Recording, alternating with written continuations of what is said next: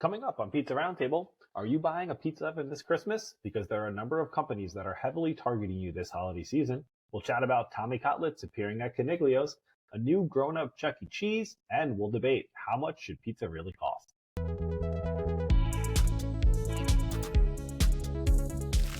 Welcome everyone to Pizza Roundtable, part of the Pizza Club Network, where we host some of the biggest movers and shakers in the pizza industry. You're here tonight for Pizza Roundtable, where we get to talk about some of the biggest pizza news of the week. I'll be your host, Will Dumas, and I'm joined by my host, Jim Mumford. Jim is both a cookbook author and a writing contributor for the media publication Inside Hook. Jim, what's up, man? How are you? Hey, man. Happy holidays. Happy holidays to you as well. How are you doing? Good. Happy to get into it and start getting into all the pizza fun. We got a big night ahead of us. Awesome. I'm looking forward to it, dude. And I agree. There are a lot of articles to talk about tonight. So let me kick things off first, and I'll start sharing away here. So our first article up tonight, this one I grabbed only because I'm always happy to talk about celebrities and their pizza connections or pizza obsessions, whatever it may be. This one is from US Magazine, and it is Beyonce is a pizza eating queen, a VIP guide to the singer's favorite New York City restaurants. So, Jim, what do we think, man? Pizza and celebrities in general, buddy. Do we care what celebrities think about pizza, or are some of them on, some of them off, or is it all just hype and nothingness? I think it's somewhere in between, right? I mean, I get celebrities love pizza, who wouldn't, but do I really care where Beyonce eats? No. Would I pay her a lot of money to eat at my restaurant if I wanted free, good pub? Absolutely, right? So, kudos to the restaurant's name, because I'm sure they're going to have a line out the door hoping to see Beyonce, right? Yeah, absolutely. And so, listen, to that point, let's talk quickly about some of them that she did list. So, one of my favorites actually comes up here at the top, which is Lucali. I do love this pizzeria. I'm a big fan. So, top of her list there. We've got Frankie Spontino. We've got Pasquale Jones. I haven't been to Pasquale, to tell you the truth, but I've walked by it actually multiple times before, and I really want to go in. And I also hear they do a pretty cool pasta program, so I'm definitely down to check it out. We've got Bar Pitti, and then Bar Pitti rounds out the list, Pitti. So I don't know. I'm down for. I think Lucali's a good feature in there. I'm always a fan of having pizza there for sure. So I mean that one hits for me. I don't know about all the others, but. Yeah, it seems like a proper list. Maybe a little curious how the list was generated, right? If they asked her or what, but yeah, it didn't have Sparrow on there, so I'm sure it's okay, right? It's been vetted. It's always I guess it's a good proxy, right? Depending upon are we getting fast food chain pizza or like a quality name out there. Well, fun fact, I think the article does reference, actually, I think Jay-Z used to have the chef from Pasquale Jones as his personal chef at one point in time. So I'm assuming they became pretty accustomed to the food. That would not be a bad gig, in my opinion. No, for either, honestly, really. Absolutely. Either way, right? So let's chat. Let's move on. Let's talk about pizza ovens and coming up into the holiday season. So this one is out of Fast Company. I'll share this one quickly. Inside the blistering fight to sell you a home pizza oven this Christmas. So, Jim, on the list, Uni, Ghazni, and Solo are three of the leading brands defining the searing home pizza market. Which one speaks to you, says a lot about you? So, I'm interested. Where do we start on this one? I mean, first, let's think about it this way. The three that are listed here, do these kind of fit the three, top ones that you hear about, or do you think someone distinctly might have been missed from this list? I think it's fine, right? I mean, Uni's still kind of the king. They were the first.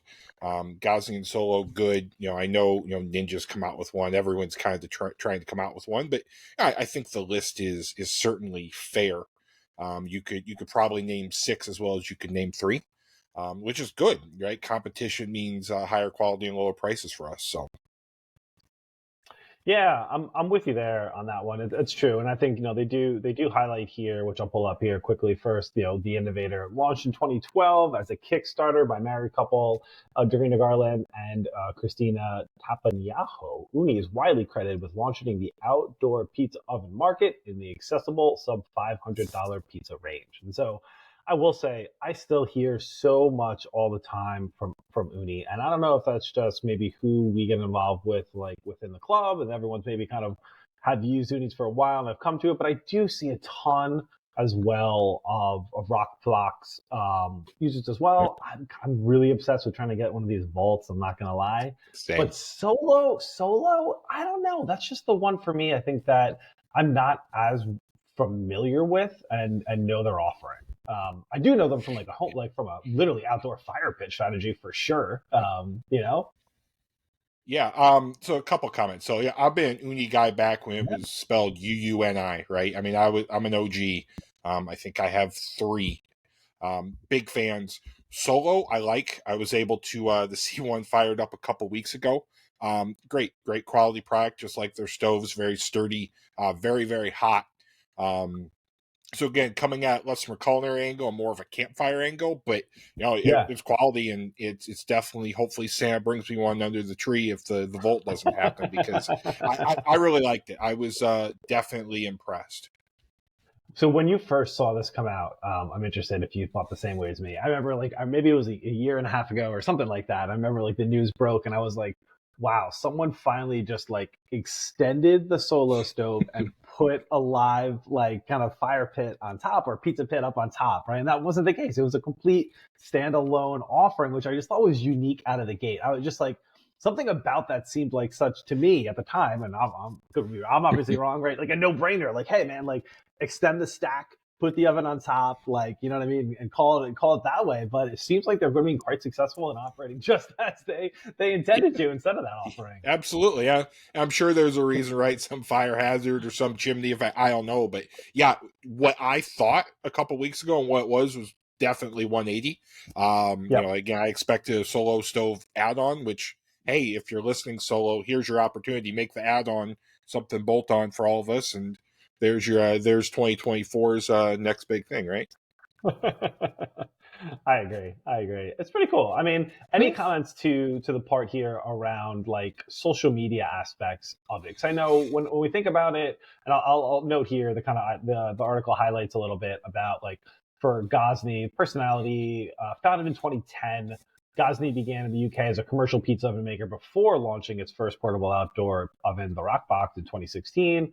It's pretty much a namesake brand. I mean, I know they've got a lot of play and a lot of marketing behind them as well. Any thoughts on like who you see on the Rockbox side or the Gosney side, and who you see on the Uni side? And I don't know if Solo Stove still have the same kind of appeal. It seems more like, as opposed to like celebrity targeting or like pizza aficionados or pizza industry professionals, Solo seems a bit more not going that direction. But give me your thoughts around that. More tailored to like the home entrepreneur on home pizza maker in general, right? Without the like endorsement component. Absolutely. I mean, Solo comes at from like the campfire, the kind of woodsy, outdoorsy angle, right? Where I think Uni went hard into the paint for the ambassador program, right? A lot of us in the pizza club are, ambassadors, and others turn to go the celebrity route, which again is kind of brilliant, right? So I think each of them kind of carved out their own marketing niche, which is brilliant, right? Solo's not going to compete with the others. So come at from your angle, right? Try to get your existing base, just how they kind of all have. So kind of smart, just kind of thinking about it as we talk, how each one's kind of, all right, I'm going to take this demographic. This is who I'm going to target, right? And kind of each kind of take their own, and the lens of the article kind of says the personality about you, probably because of how you've been targeted of what you're trying to buy. Fair point to that one. There could be some part of that in that for sure. So, all right, cool. Well, listen, I'm hoping the best for you, that Santa brings you a Volt this Christmas. I hope the same. I don't see that happening, but you never know. I'm not losing hope. Yeah, it's too early in the season to lose hope. But come the 26th, I might be begging Uni for at least a coupon code or something. So. that will stay tuned. Well, listen, talking about saving money or the cost of a pizza oven, how about the cost of pizza? So Yeah, in general, this latest one coming up here from the Takeout, and honestly, I love a lot of the articles that the Takeout puts out. Not absolutely. gonna lie, I feel like they hit pretty good, especially for our show here. How much should a pizza cost? Both high quality restaurant pizza and delivery pizza cost more now, but is a $30 pie fair? So I don't know. This one, I'll dig into the article for a second, but I mean, I'll just take for you headline take. Price of pizza. Mhm. Do you hear people talking about it a lot still? Do you feel this is maybe risen? We're all feeling higher prices of everything, and pizza's getting lost in the shuffle, or do you think there's a distinctness that people are like, "Dang, that pie costs a lot more than I thought it was gonna." I think there's a little more sticker shock, right? Pizza's always been kind of the lower cost food, even if it's not, outside of fast food. It's always let's just get a pizza, right? The default. But I do kind of see it, right? When your default pie is $30 plus plus plus. Not that that's wrong, right? Because if you look at food costs, I know pizzerias are making less now than they ever have. So not to steal from the article, I don't fault them, but I do see the sticker shock more and more as food costs really start to skyrocket, continue to skyrocket. Yeah, yeah, that's fair, and I'll highlight here then from the article as well. So Danny Palumbo was the author for this one from the Takeout, kind of comparing some of the popular pizzas that I would say in LA, where the base Secret Pizza, dubbed the best pizza in LA by Food Times critic Bill Addison, 2022, $26 for its plain. That's an East Coast 18-inch pie. Um, and then Pizza Bianco, right? We're talking about Chris Bianco, Yeah. $23 for a margarita. Secret Pizza, $4 toppings. Bianco, $7 toppings, right? But I think one of the other names too, and I'm not sure if you've heard about him as much. Quarter Sheets to me seems to be like killing it in LA. I've heard so much about like people Same. getting in there, and some of their offerings just seem so cool, dude. If I hit LA, I'm absolutely gonna check it out. But the pizza there, $29 to $36, even up to $40 for a large pie. But selling squares for $5, $5 a square on top of it. I mean, these are pricey items, and I think the author gives a good comparison here when talking about. And this one I'm intrigued to hear about for your area, comparing someone from the chain side, right? So these are craft experiences, I'd say, for the guys that have just been listed, right, from a pizza experience, absolutely. So if we think about someone from the chain sphere, a Domino's large 14-inch ultimate pepperoni pizza, $21.99. That felt a little high for me. I felt like there's probably some that are cheaper, maybe just to make a relative comparison. They kind of distinctly chose maybe one of the more artisanal offers than the special that's just out there daily. But I don't know, man. What do you think from the kind of comparisons given here? Yeah, I mean, it's fair. I live in Western Michigan and I did some comparison, and yeah, you're not that far off where the artisanal pie is probably only five, six, seven more than, your comparable Domino's. And, I did the math, even making your own pizza still is going to be $15-$20 depending on toppings. So again, it's not that the restaurants are trying to gouge you. I think the food costs are just so high everywhere that the margins are small. If you make your own, go fast food, it almost doesn't matter, unfortunately. So in that case, honestly, go for it, right? If get the artisanal pie, make your own, do your own thing.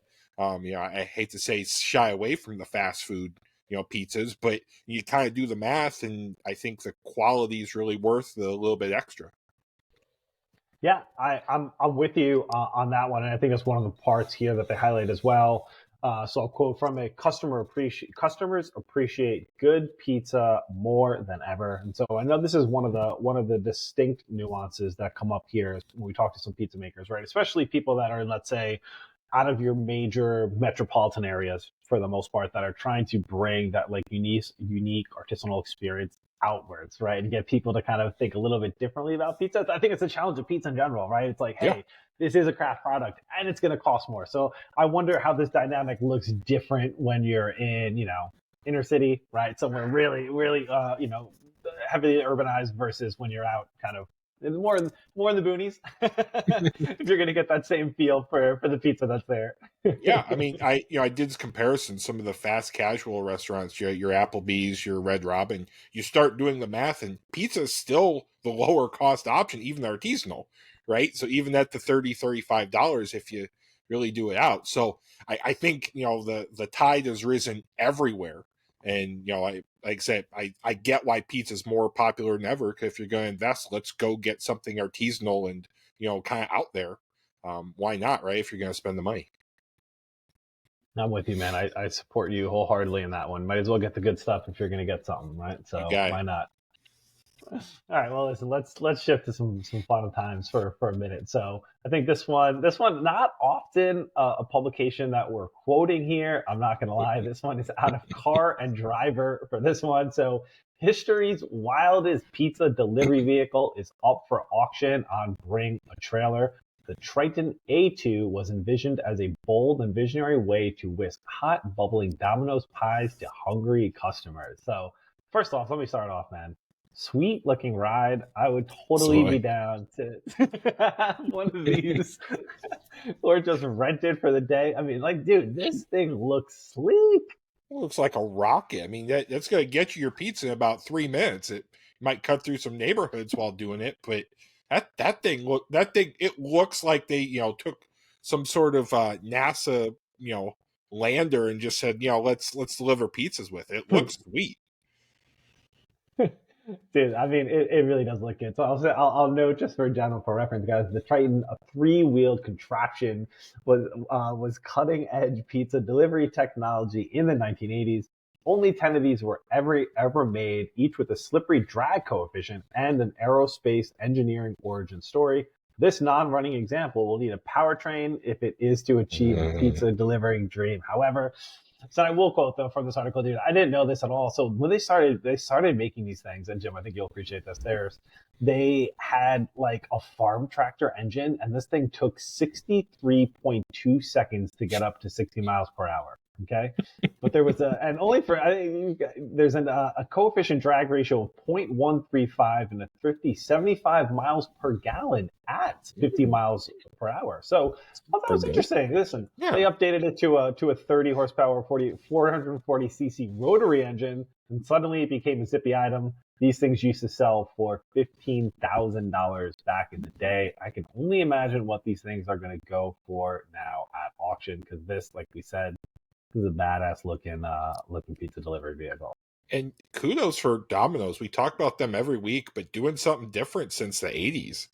I mean, right? There's nothing more Michigan than Domino's engineering a car like this to deliver pizza. I mean, that is just so on brand for everybody. I wonder where do you think the pies went in this bad boy? Was it like popped up behind that back seat? Is my only guesstimate on it? Or I don't, or the poor driver holds it and they're like, I don't know. I can't imagine there's a lot of leg room in there. But no, I think this was like built for like a one pie. You hold it on your lap, and this guy just puts the pedal to the metal and gets it to you. It's the only experience that I can imagine. In a tractor engine, that's awesome. I mean, it is funny though. If you think about electric vehicles and how far they've come in a small space, you could probably design something very similar today that could probably be pretty fun. Absolutely. I totally think so. I mean, listen, we saw last time, right? Was it that Domino's vehicle or that e-bike that looked like pretty badass? Looked sweet. And that thing looked aggressive. I'm all these Domino vehicles, man. I wonder. This is going to be a research question when we're off here. Is there like a Domino's vehicle like museum, or someone should start one adjacent to like the pizza museum? I think it would be pretty cool. I'm not going to lie. I bet you there are some pretty interesting creations that would come up over time for stuff like this, right? I have someone I will ask offline, and next week I'll report back. I've got a guy. Nice, man. nice. You got a guy. I love it. Perfect, dude. All right. Let's keep on going down the chain. I'm thinking about the holidays here. This one out of NBC Chicago as we get into the Christmas season. This is Suburban Pizza Joint. Let we got this one. Suburban pizza joint transforms into Little Nero's Pizza from Home Alone. If you are familiar with this at all, anyone who's ever seen Home Alone, Little Nero's Pizza is the famous pizza reference in this for pizza delivery for Kevin. I thought it's a cool idea, man. So this is like a pop-up that they're doing, Little Nero's Pizza Shop. I'm surprised that no one's like had this before. We haven't heard about it or anyone kind of picking up on this trend. In addition to pizza, they're doing the fried chicken and mac and cheese, toasted ravioli, among other items. There's also some specialty cocktail drinks called the Wet Bandits hot chocolate, the Uncle Frank. I mean, this sounds fun, man. What do you think about this? Yeah, I love it. I absolutely love it. So Easy Street is a great pizza place in itself. Good for them. It's having fun with it. Having fun with kind of the Home Alone theme, which I feel like has had a renaissance again. People like you and I who watch it growing up now are introducing our kids to the movies. So Yeah. I love it, and good for them for kind of getting the pop up and again finding a way to kind of make themselves out there. So I think it's great, and I hope I can check it out this holiday season. Wow, I love it. Awesome, man. Yeah, I was just surprised that no one else made the pun beforehand. You know what I mean? Like, I haven't seen it or anything. I feel like it was a good connection. Like that it's just a classic movie scene, right? By default, absolutely. In general, so. All right. Well, listen. And I was. Oh, what I was going to ask, I forgot, man. Are you familiar with the area out there? Very. Yeah. Okay. Very. What's that area like in general for them there on Easy Street? It's very suburban, right? The whole area is Okay. you're pretty far out of Chicago. You're suburban, kind of by the O'Hare area. So, but definitely, a place where kind of a destination that you could go to, get off the Blue Line. So, yeah, I think Park Ridge is a really great place to kind of have something like that. It's definitely not downtown. It's more out there, closer to where Home Alone was supposed to take place. Oh, okay. All right. Cool. All right. Nice. I like it. All right. So listen, let's shift from Chicago to another pizza mecca, and let's head back to New York. So this one, or New York, New Jersey in general, right?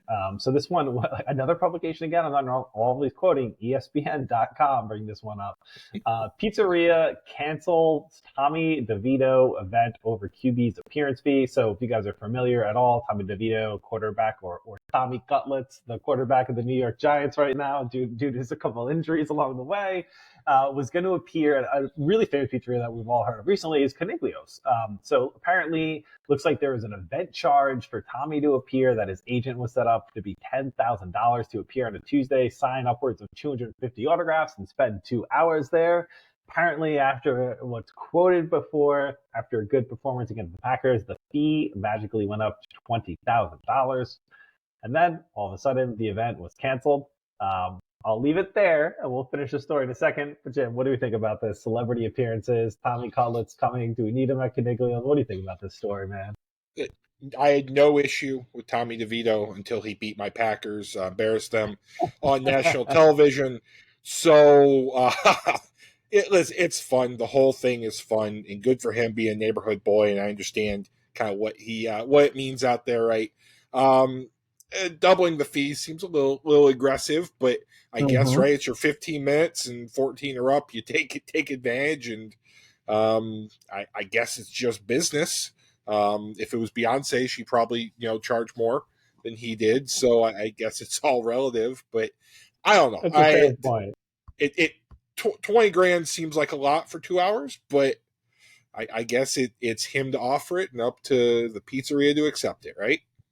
That's fair. So in that sense, Coniglio's did make a public, put out a statement on, I think, his Instagram or what media platform it was. They're like, hey, unfortunately, Tommy won't be coming. We're not able to, meet the fee for this. But at the end of the day, Tommy did end up showing up to the restaurant, hung out. I don't know if it was completely as planned, but they've got a couple of pics of him on social that he was there. So I think he was kind of quoted that he heard about it and just said, I'm going to go. So that's pretty cool, man. Maybe, it was a dispute with the agent or whatever it was. Looks like he came through at the end of the day, ended up showing up. So that's pretty cool, man. Good for him. Yeah, I respect it, right? He clearly made it right. There's probably a couple people in the middle, but, good for him, right? Again, neighborhood kind of guy helping out the pizzeria. So aside from what he did to my team, I do respect for for what he did making it right.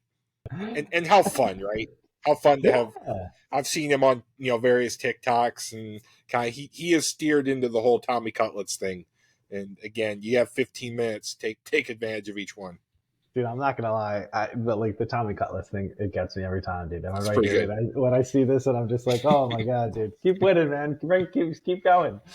All right, listen, let's get a little more back. Let's go back a little bit to some of the chain items and probably a pizzeria that we all heard about. I don't know if we've actually considered it a pizzeria or not. So I'm interested in your experience.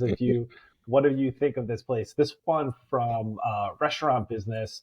This is the Chuck E. Cheese menu grows up.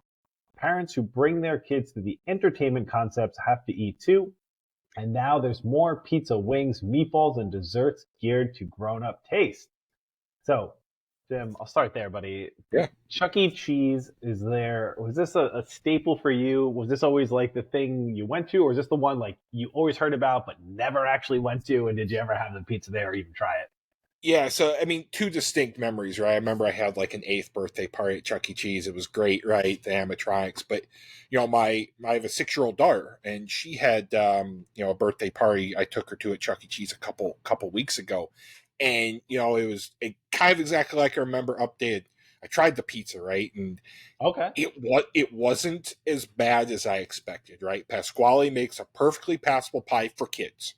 Right. And when I say for kids, you got to know what that means, right? It's, pretty sweet. It's pretty basic. Mm-hmm. But listen, for what I expected, much worse. They were making them back. It wasn't frozen, right? It wasn't, they just weren't, slinging Jack's Pizza out there. Like, it was a pie they made. So good on them to realize, hey, parents need to eat too. They probably don't want the same kind of pizza and offerings.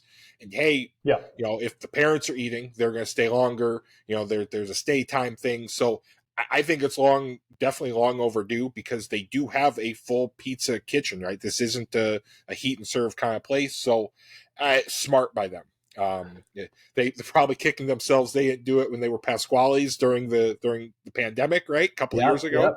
Yep. Which I think got all of us at one time. So, we have a new pizza place in town. No, you don't. But I think it's smart, and it's smart and long overdue, because trust me, the normal Chuck E. Cheese pie is, daughter loved it. It was a little better than I expected, but still not something I'm gonna go on my way for.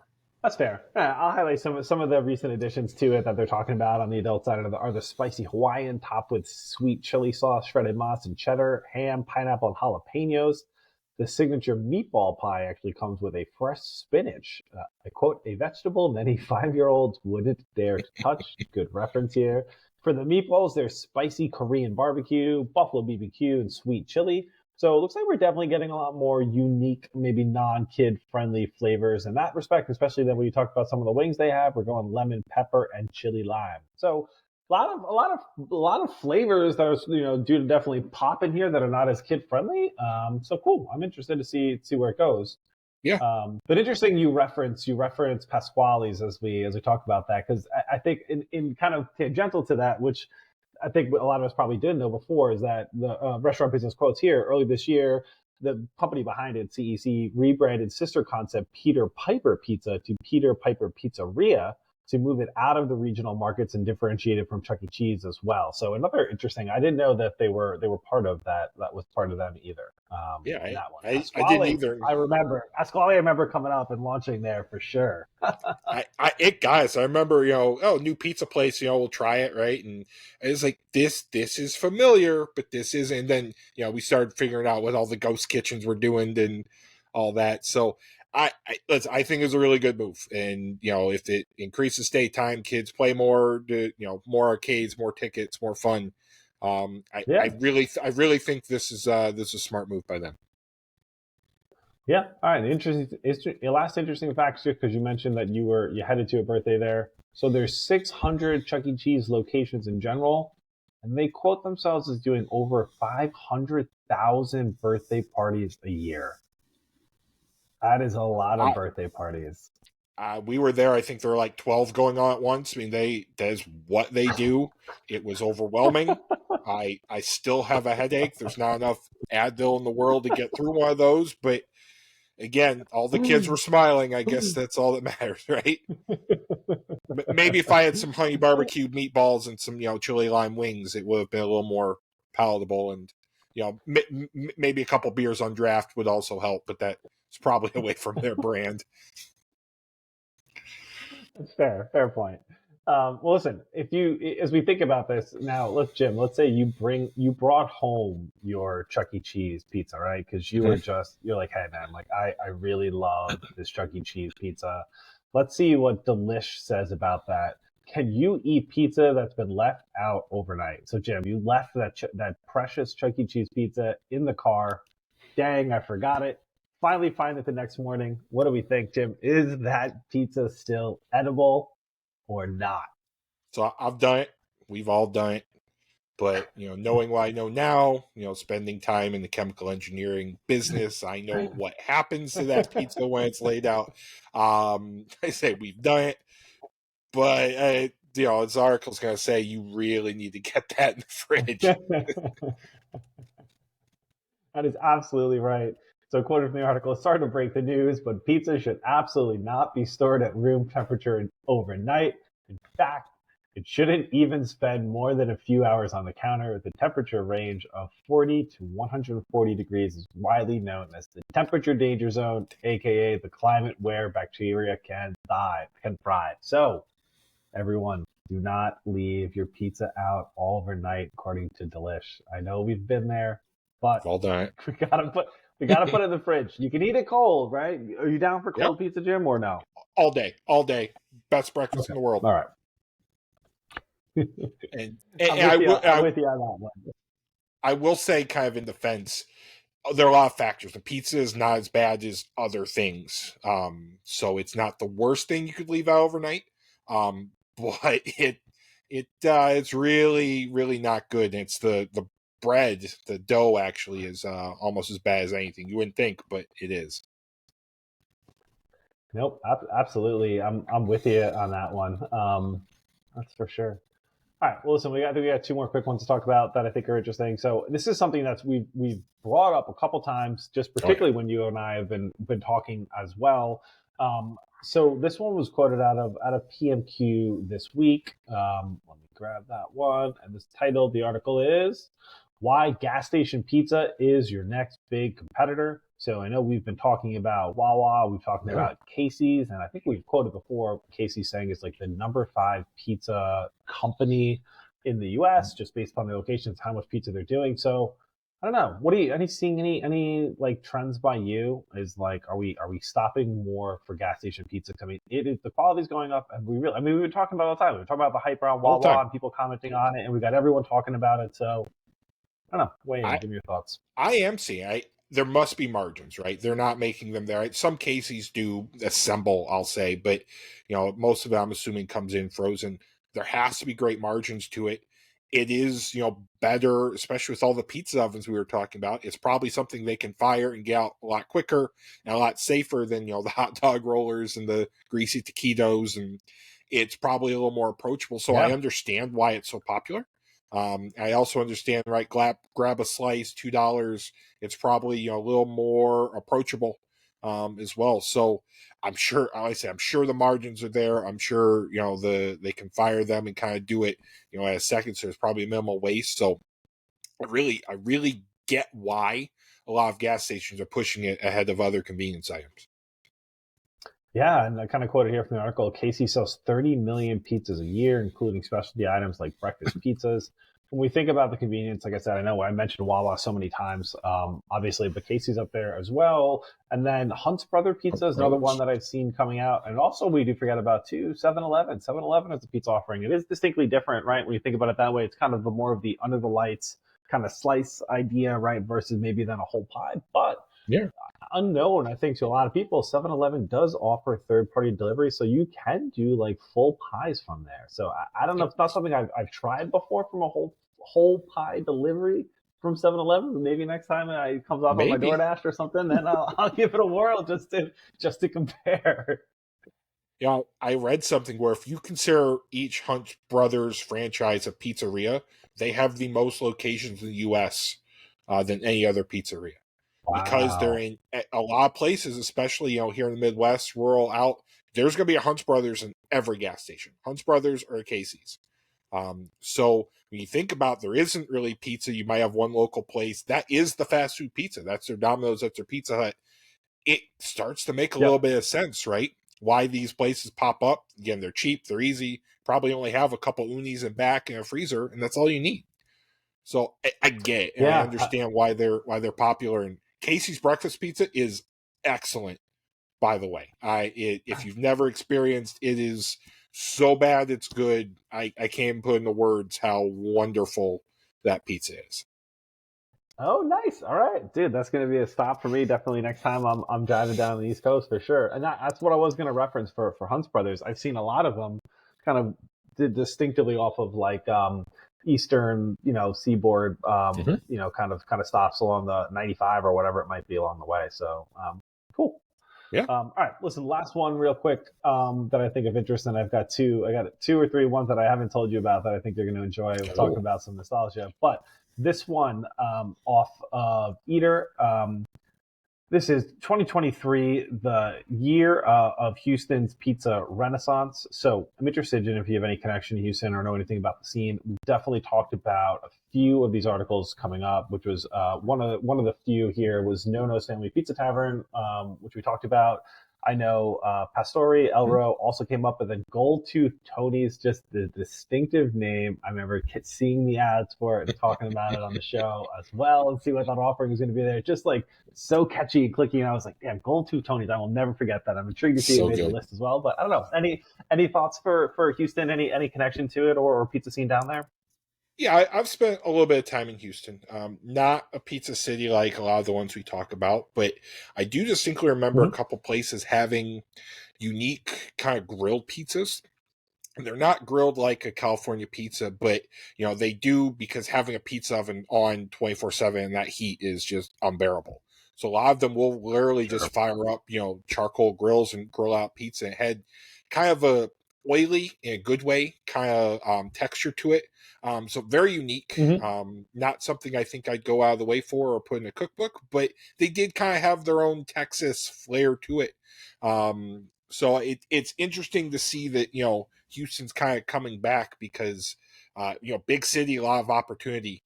And curious to see kind of what that and all these styles evolve into. Yeah, I was gonna say, I know you always know everything, honestly, dude, about regional styles. So I mean, if we think just Houston in general, and I would encourage everyone take a look at the Houston Eater article. Honestly, it was a fun read to kind of learn a bit more about some of the pizzerias out there. We can't highlight all of them now, but in general, Jim, is there a pizza style that's distinctive? I think it's kind of per se no, but I don't know, where do they lean towards one direction of like where you think they would slide? Like, did they go east? Did they go west? Like, do I think Texas as a pizza item just in general? Like, I don't know. I don't think they lean any one way. Talking to people again, having a pizza oven on all the time in Chicago isn't that big of a deal most days. Yeah. Down there it is, right? Those kitchens can get up to uninhabitable very quick. So I think that kind of prohibits having a lot of experimentation and a lot of the necessity. Plus, if you just look at the Italian heritage that some of the northern cities have versus Houston, I don't think they're going to have one style or another. But definitely interesting to see how the grilled style kind of morphs, especially with all the Tex-Mex flares and all the kind of the Mexican versions of pizza tostadas and kind of their analogs. How those kind of come into one style. I can see that happening here in the short term, and that could be really interesting. Okay. All right. Awesome. Well, I appreciate the insight, buddy, as always.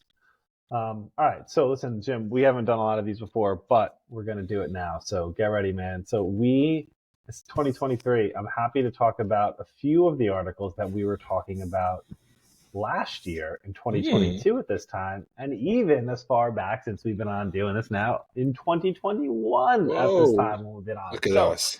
First one up that comes up on here being, this one came from Thrillist. This was a promotion last year, just around this time.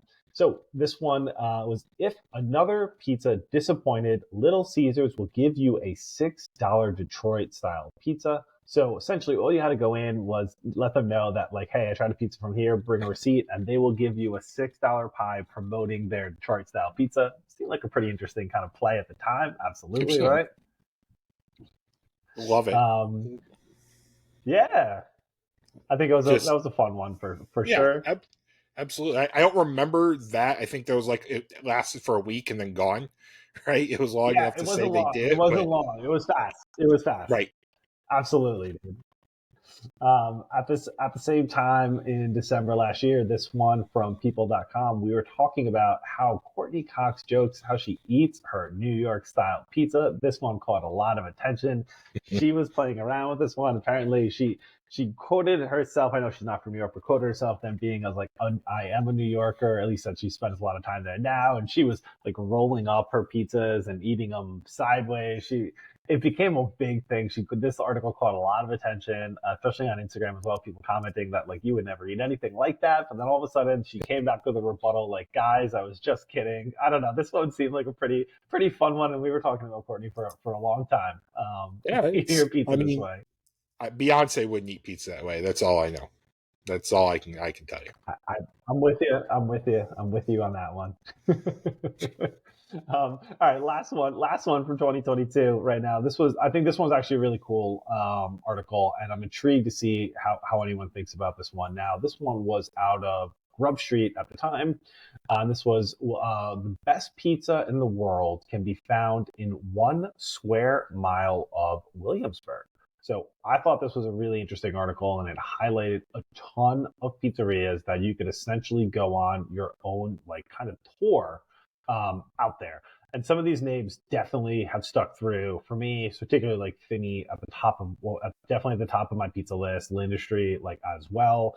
MB Squared, definitely, listen, they make a good pizza. Joe's is there, Best Pizza, Williamsburg Pizza, Leo, and then also Moe's General.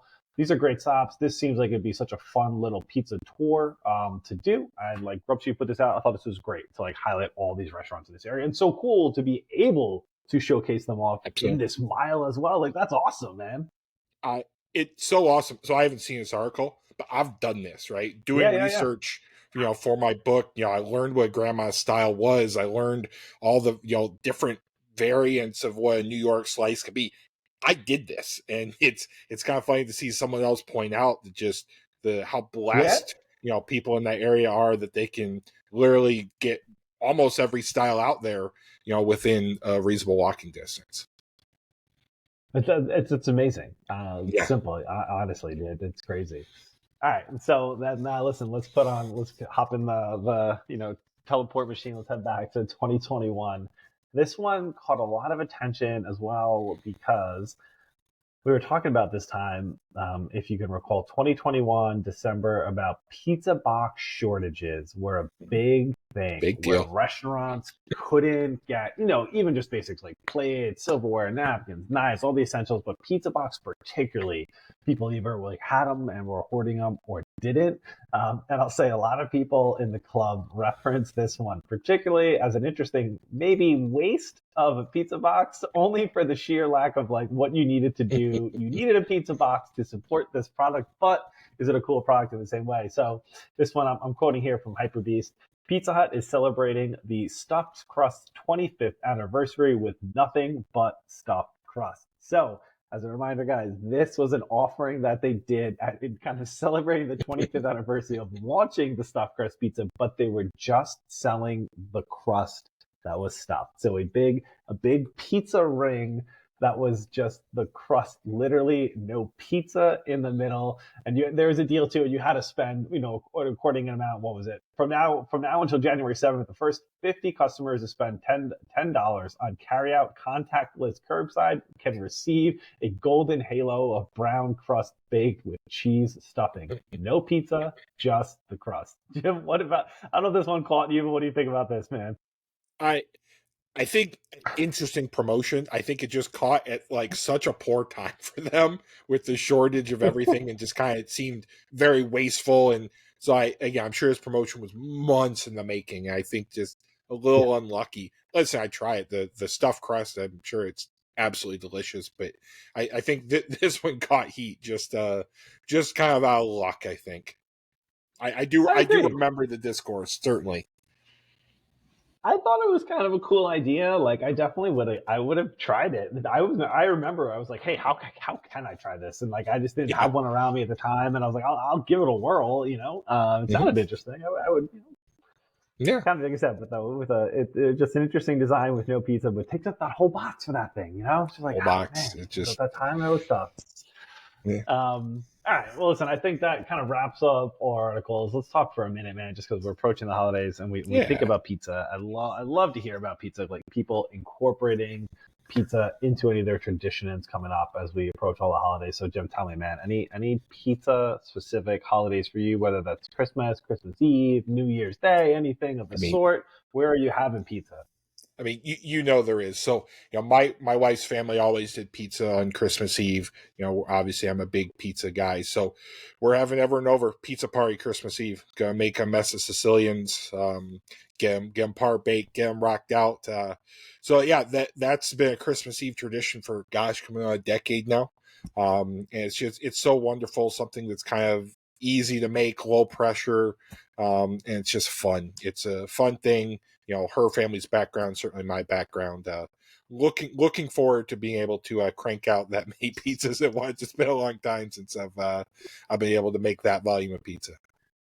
So this is like a par bake though, then, for you, right? Par bake all these guys to have them ready, and then we're going to be able to top with people who are there or whatnot to kind of get into it. Absolutely. As we talked, the Sicilian recipe I wrote, this is kind of the advanced but that's absolutely, you par bake everything just like a lot of the restaurants do, and then everyone comes over. All right, well, you want in your I've got quarter sheet trays. Everyone make their own, throw them in, throw them out. 8 minutes, kind of, people can come and go. There's not one big sit down. It's very casual, right? Which again is kind of the perfect for the vibe for hosting for this many people. No, that's awesome, man. I love that. And I know it's a shocker, right? But I don't have this beautiful Italian lineage or heritage going back. I'm Italian by association only through my wife, which is great. And so I love her tradition. So we try to do the whole 7 fishes thing. It was a little bit tougher, I think, a lot of times to incorporate pizza. So I'll probably try to do some actual pizzas on Christmas per se. I think it's a fun thing to kind of bump out, but we definitely do the 7 fishes and kind of, trying to incorporate others in that, which is awesome. I'm absolutely going to be trying these like pizza sandwiches that are just popular everywhere. You literally can't scroll Instagram for more than like a minute without like seeing one of these. And like the ones I'm describing, right, are like, kind of putting in an untopped Neapolitan for the most part, right, oiling it a bit, letting it cook, folding it over, flopping it, and you're getting this kind of focaccia breadish looking sandwich, and people are cooking them and then stuffing them afterwards. I think it's going to be a cool appetizer to be able to kind of do, make a bunch of them, get them hot, fold them, and then start filling them. And I'll do some kind of filling to them. Yeah, I don't know. I'm thinking about like a kind of like a crab louis as like a salad stuffing to them with some kind of anchovy drizzle to the top of them, like dressing. I think it's gonna go good.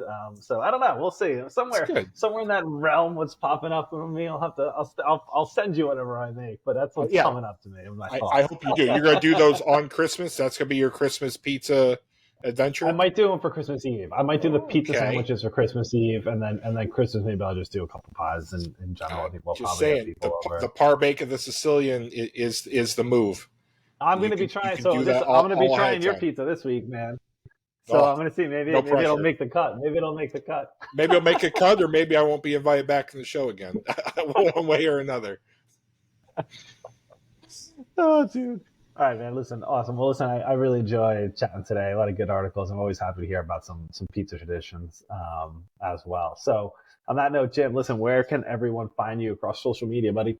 Yeah, you type Jim Cooks Food Good wherever you get your social media or web browser, and you're gonna find me. Instagram, Twitter, website, Inside Hook. I'm in all of them. Awesome. All right, Jim. Well, thanks very much. Everyone else, guys, please like and follow us on the club here on YouTube, I Need Pizza Club.